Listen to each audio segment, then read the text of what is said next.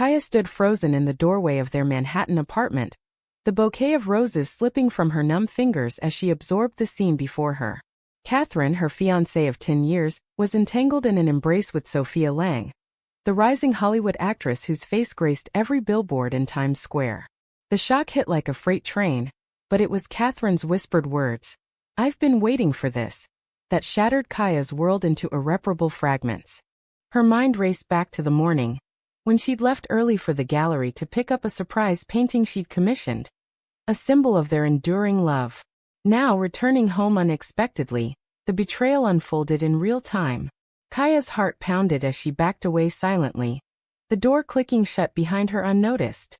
How could this happen? 10 years of building a life together, navigating the judgmental stares from Catherine's conservative family, the subtle discriminations at work events where they held hands a little too tightly. All for what? For Catherine to throw it away on a fling with someone who embodied everything they weren't: glamorous, untethered, famous. She wandered the streets aimlessly, the city buzz blurring into white noise. Inside, a storm brewed. Was this the culmination of the pressures they'd faced? Catherine's family had never fully accepted them. Her mother, a devout Catholic from the Midwest, still sent Christmas cards addressed only to Catherine, as if Kaya were a temporary roommate. The dinners where pointed questions about settling down properly hung in the air like smoke. Kaya had always been the buffer, the one who smiled through the barbs, convincing Catherine that their love was worth the fight. But now doubt crept in. Had Catherine been resenting it all along? The late nights at the law firm, the increasing trips to LA for client meetings, were they all covers? By evening, Kaya found herself in Central Park, sitting on a bench as the sun dipped low. Her phone buzzed incessantly. Catherine's calls, texts pleading, "Where are you? We need to talk." Talk? What was there to say? The image replayed in her mind. Sophia's hand on Catherine's cheek, the intimacy that spoke of more than a one-time mistake. Kaya's thoughts spiraled into self-doubt.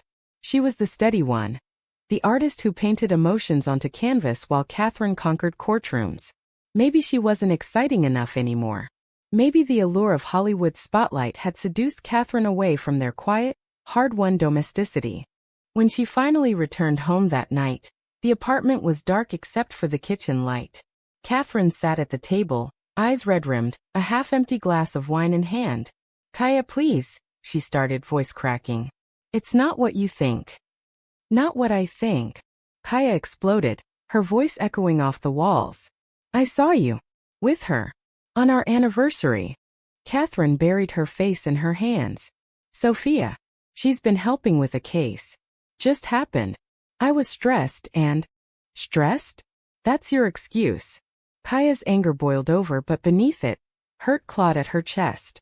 She thought of the ring on her finger, the one Catherine had proposed with under the stars in the Hamptons. "We've been through hell together, your family's rejection, my parents' awkward acceptance, the world telling us we're wrong. And you repay that with betrayal." The argument stretched into the early hours, words flying like daggers. Catherine admitted the affair had been going on for months, sparked during a deposition in LA. Sophia, with her effortless charm and freedom from societal chains, represented an escape. "I love you, Kaya," Catherine sobbed. "But sometimes I feel trapped. My family expects me to be the perfect daughter, the successful lawyer who marries a man and has kids. Being with you, it's a constant battle." Kaya's heart twisted. She knew the pressure. She'd seen Catherine's father dismiss their relationship as a phase at Thanksgiving. But this was a choice. "So you choose her? Fame over us?" "No," Catherine whispered. "I don't know what I want anymore." As dawn broke, Kaya lay awake staring at the ceiling. The betrayal wasn't just romantic. It was a fracture in the foundation they'd built against the world. She wondered if forgiveness was possible, or if this was the price of loving someone still chained by expectations. Deep down, she feared the answer. The next day brought no relief. Catherine left for work early, leaving a note. "I need time. Please don't hate me." Kaya crumpled it, her mind a whirlwind of what-ifs. She called her best friend, Mia, who listened patiently over coffee at a nearby cafe. "She's always been ambitious," Mia said gently. "But this? It's cowardly." Kaya nodded, but inside she questioned her own role. Had she ignored the signs? The distant looks, the canceled date nights. Perhaps she'd been too complacent, assuming their love was unbreakable. As an artist, she poured her soul into her work, but maybe she'd neglected to nurture their bond. That afternoon, Kaya's phone rang. Catherine's mother, Evelyn. Is everything all right? Catherine sounded off when she called last night. Kaya hesitated, the urge to spill everything warring with loyalty. We're going through something, she managed. Evelyn's sigh was audible. You know, dear, sometimes these things happen for a reason. Maybe it's time for Catherine to think about her future properly. The word stung, reinforcing the societal divide. Kaya hung up, fury mixing with sorrow. How dare Evelyn imply their relationship was disposable? It fueled her resolve to confront Catherine again, but doubt lingered. Was fighting for this worth more pain? By evening, Sophia's face was everywhere: billboards, social media feeds promoting her latest film. Kaya scrolled obsessively, piecing together the timeline. A photo from a gala 3 months ago. Catherine and Sophia laughing together. The jealousy burned, but so did the realization that this wasn't just about attraction. It was about escape from the judgments that haunted them. When Catherine returned home, the air was thick with tension. We can't go on like this, Kaya said, her voice steady despite the tremor in her hands. Catherine nodded, tears streaming. I ended it with Sophia today.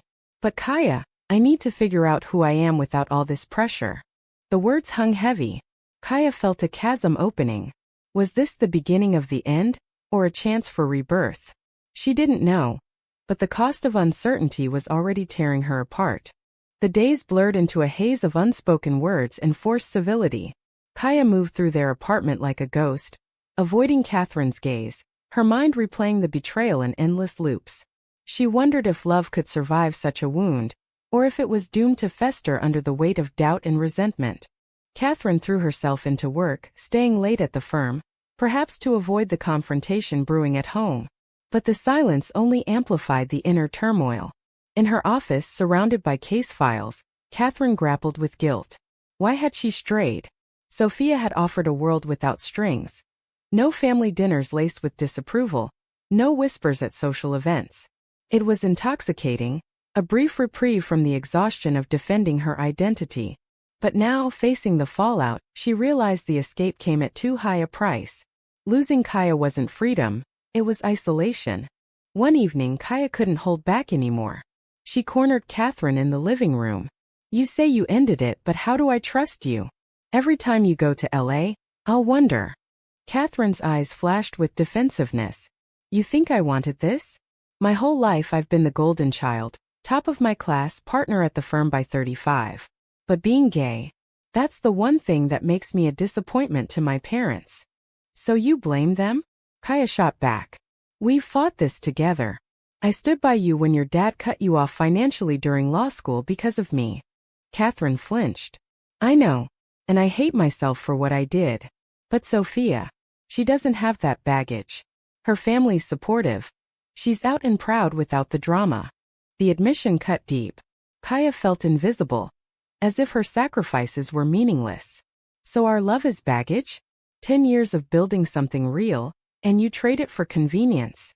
The fight escalated, voices rising until neighbors might hear. Catherine stormed out, slamming the door, leaving Kaya alone with her thoughts. She sank to the floor sobbing. Why did society make their love so hard? The subtle discriminations, the job interviews where Kaya's ring sparked awkward questions, the family gatherings where they were seated apart. It wore on them, but Kaya had always believed it strengthened their bond. Now it seemed like the crack that let Sophia in. The next morning, a knock at the door startled Kaya. It was Evelyn, Catherine's mother, suitcase in hand. I flew in from Chicago. Catherine called me crying. What's going on? Kaya's stomach dropped. She hadn't expected this. Over tea, she debated how much to reveal. Catherine. She cheated. With a woman from work. Evelyn's face paled, then hardened. A woman? Oh, Catherine. I always hoped this phase would pass. Phase? Kaya echoed, anger surging. We've been together a decade. This isn't a phase, it's our life. Evelyn waved a hand dismissively. You know what I mean. My generation. We see things differently. Catherine could have a normal life, children. A husband who provides stability. The words ignited a fire in Kaya. Normal? Your normal is why she's so conflicted. Your disapproval pushed her away from me, into someone else's arms. Evelyn stood offended. Don't blame me for her choices. She's always been willful. When Catherine returned that night, finding her mother there, the tension exploded into a three-way confrontation. Mom, why are you here? Catherine demanded. To help fix this mess, Evelyn replied. Kaya told me everything. Catherine turned to Kaya, betrayal in her eyes. You had no right. I didn't ask her to come.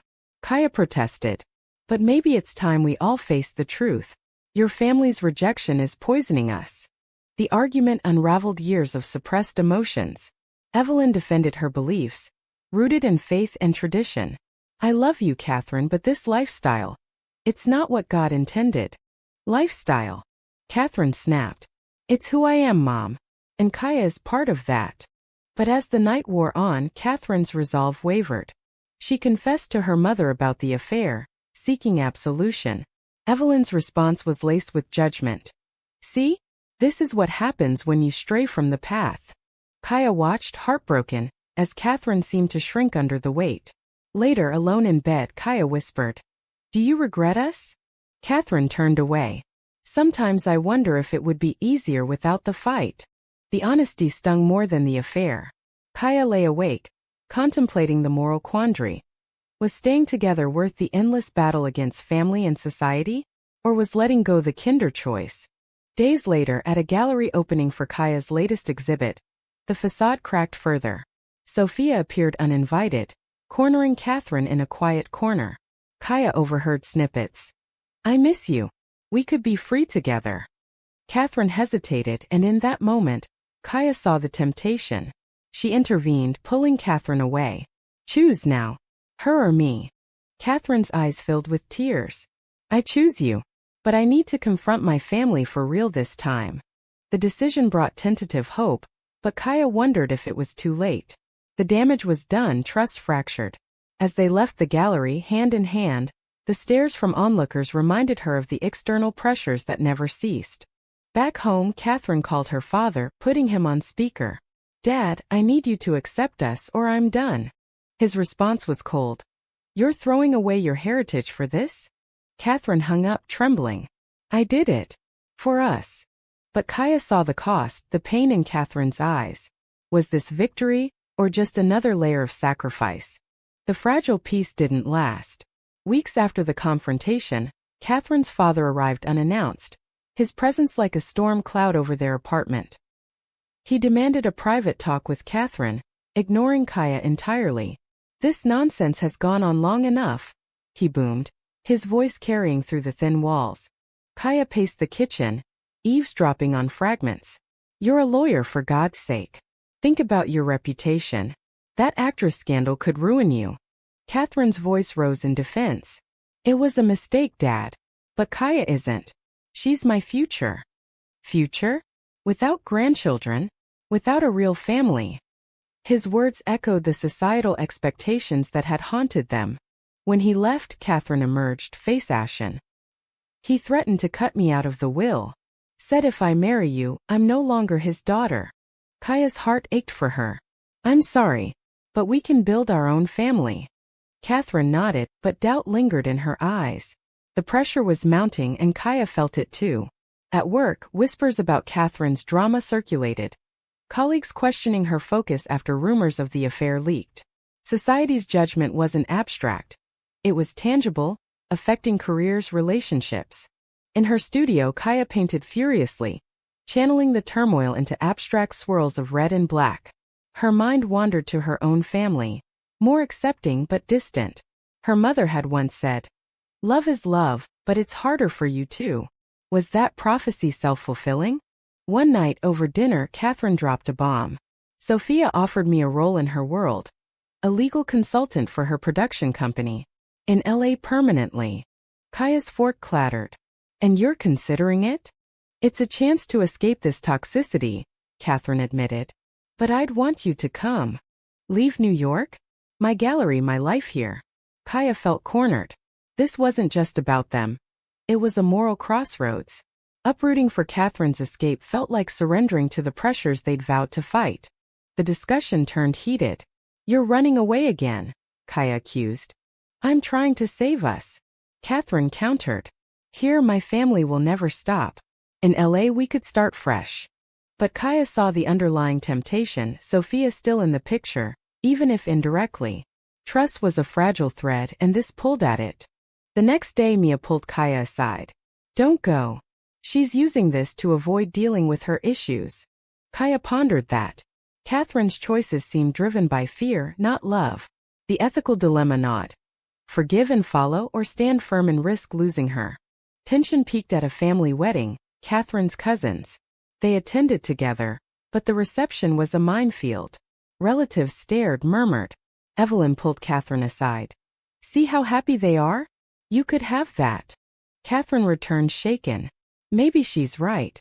What if we're fighting a losing battle?" Kaya's anger flared. "So you'd abandon us for normalcy?" "No," Catherine insisted. "But the constant judgment. It's exhausting." That night back home Kaya issued an ultimatum. "Choose. Face your family and commit to us, or go to LA alone." Catherine wept. "I can't lose you." But the next morning Kaya found a packed suitcase. "I'm going for a trial period," Catherine said. "To think." Betrayal hit anew. Kaya felt the weight of sacrifice, years of supporting Catherine, only to be left behind. "Go then. But don't expect me to wait." As Catherine left, Kaya collapsed, questioning everything. Was love worth this endless pain? Society's chains had tightened, forcing choices that tore them apart. In the following weeks, solitude amplified Kaya's inner conflict. She threw herself into art, but each stroke reminded her of Catherine. Phone calls were strained, Catherine describing LA's vibrancy, subtly mentioning Sophia's support. Jealousy mixed with resentment. Kaya attended a support group for LGBTQ+ partners, hearing stories of similar struggles, families dividing, societies judging. It validated her pain but deepened the divide. One evening a call from Evelyn surprised her. "Catherine's miserable without you. But she's stubborn like her father." "Why tell me?" Kaya asked. "Because despite everything, I see how much she loves you. Maybe I was wrong." The admission sparked hope, but caution prevailed. Kaya flew to LA unannounced, confronting Catherine at her temporary apartment. "This isn't escape, it's avoidance." Catherine broke down. "I know. Sophia tried to pull me back but I refused. I want us but without the shadows." They talked through the night, unpacking years of hurt. Kaya saw Catherine's vulnerability, the fear of disappointing everyone, the internal war between desire and duty. By morning a tentative reconciliation. "Let's go home," Catherine said. "I'll cut ties with my family if needed." But Kaya wondered. Was this genuine, or another cycle of damage? Returning to New York felt like stepping into a battlefield scarred but familiar. Catherine severed contact with her parents, blocking numbers, returning unopened letters. "It's for us," she declared, though her voice wavered. Kaya wanted to believe it, but scars remained. Trust rebuilt slowly, through therapy sessions where they dissected the affair's roots. The therapist probed. "Catherine, was Sophia a symptom of deeper unrest?" "Yes," Catherine admitted. "I felt suffocated by expectations, being the perfect lesbian couple in a world that still sees us as outliers." Kaya shared her fears. "I worry you'll resent me for the isolation." The sessions unearthed moral complexities. Was cutting off family liberation or abandonment? Society praised resilience, but at what personal cost? Life resumed, but undercurrents persisted. At work, Catherine faced backlash. A demotion disguised as restructuring after affair rumors. "They're homophobic," she raged. "Seeing my personal life as a liability." Kaya supported her, but internally questioned if Ella might have offered better opportunities. The sacrifice felt one-sided. Then a twist. Sophia announced a tell-all interview, hinting at a forbidden romance with a prominent lawyer. Panic set in. "She wouldn't," Catherine said, but doubt crept. The interview aired, Sophia skirting details but implying enough to fuel tabloids. Headlines screamed, "Hollywood star's secret affair rocks legal world." Catherine's firm called an emergency meeting. This is damaging our reputation, her boss said. We need you to step back. Fired, essentially. Catherine came home devastated. All because I chose wrong once. Kaya held her, but anger simmered. Sophia's revenge? For ending it. Catherine nodded. I underestimated her. The betrayal cascaded. Friends distanced themselves, fearing association. Society's judgment amplified. Online trolls attacking their relationship as unstable. Kaya faced her own fallout. Gallery sales dipped, patrons whispering about the drama. She confronted one. My personal life doesn't affect my art. But it does, he replied. Perception matters. The pressure tested their bond. Catherine spiraled into depression, questioning her choices.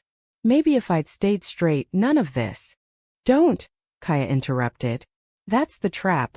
Letting them win. But privately, Kaya wrestled with ethics. Was pursuing happiness selfish when it hurt others? Her art became darker, reflecting inner chaos.